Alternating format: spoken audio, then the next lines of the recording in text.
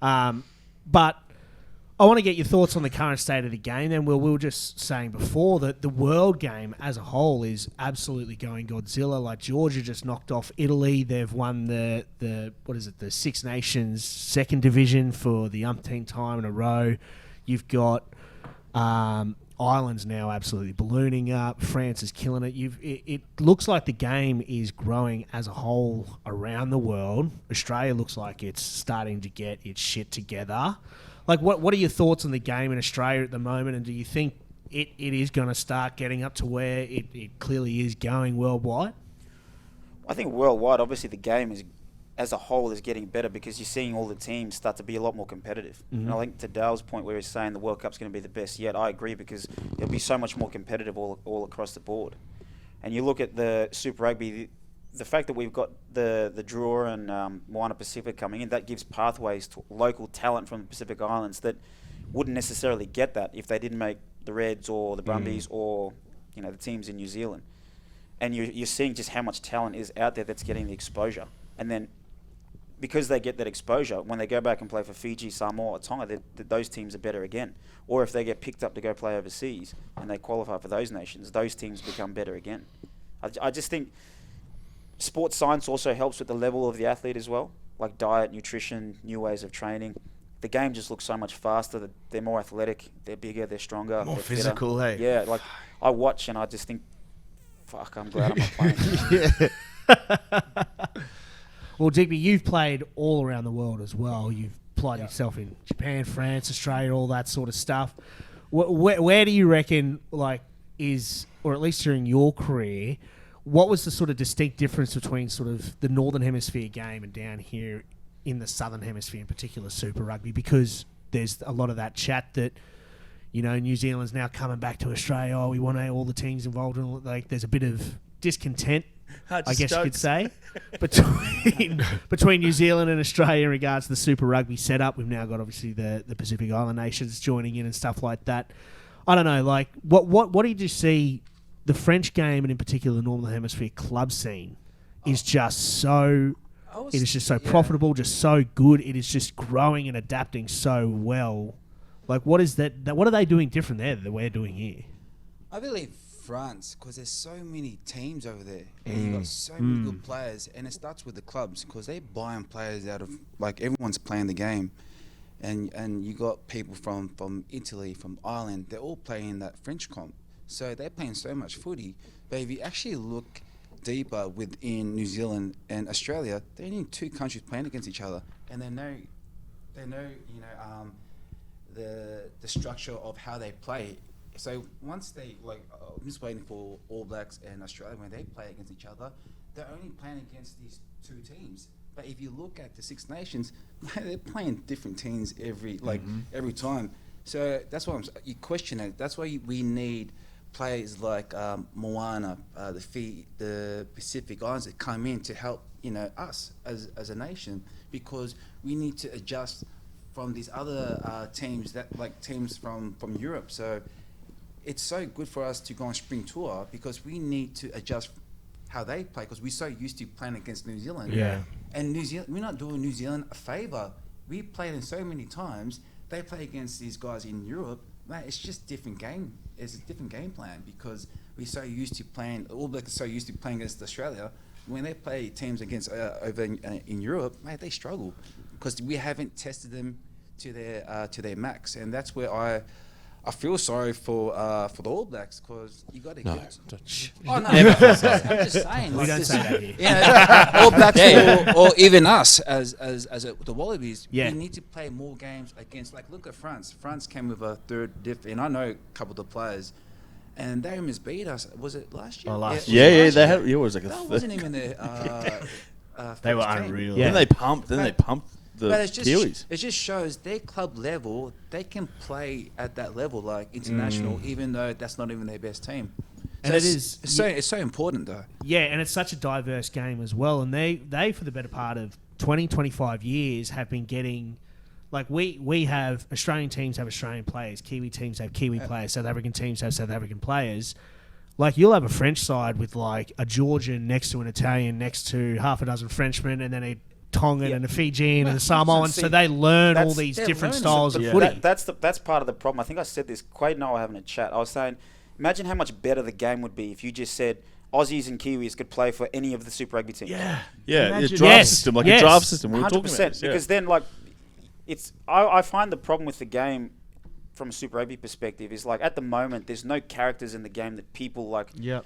either aspire to or just want to go and watch. Do you know what I mean? So, like, you look at rugby league as an example. Like, there's characters all over the game, and as the media in doing the NRL, they market those characters. They push them out there. That's what the pack show's for, man. That's Yeah. what the pack show's for. that you create those like heroes, those villains for people to be able to follow.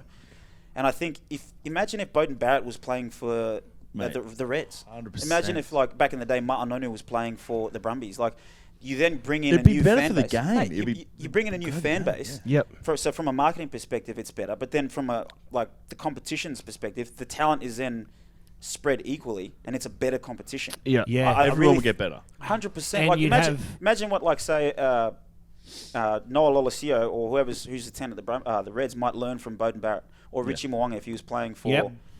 I don't know the Force or Yeah. Yeah, you're, But then you're you'd right. also have, like, you'd have guys like, for example, at the Reds, we've got guys like Rongas riding Pine because we've got Fraser McRide, Harry Wilson, and Setu'udu absolutely killing it, or Angus Scott Young. He wouldn't have had to have gone over to Northampton.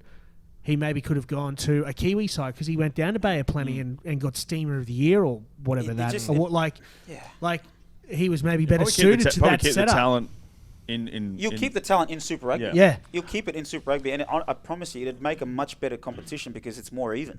And it's interesting. Like you want to see, like, because when you go see the All Blacks, essentially you're just seeing when you see New Zealand teams play Australian teams, it's like it's All Blacks versus Wallabies, pretty much. Yeah. Like mix it up so that when we have Super Rugby, it's just different. Man, you're onto something. That sounds brilliant. Heard it here first. It's going to happen, guys. You run it for us, Dal. Yeah, Dal. Get on to We'll it. get a Dal and proposal Twiggy. together. this Dal and week. Twiggy. I'll just be the tea boy. I'll just make you tea. I'll do it. Just on that note, I thought you meant like kicking From- tea, right? Yeah, I thought he meant kicking Both. tea. Make from tea both tea? your perspective, what is the ideal scenario? Obviously, if you looked at merging Australia and New Zealand, you could play for whoever, but is there anything else that you would change? Do you know what I mean? Does Japan come into it? What does it actually look like, the ideal scenario to grow the game in the Southern Hemisphere?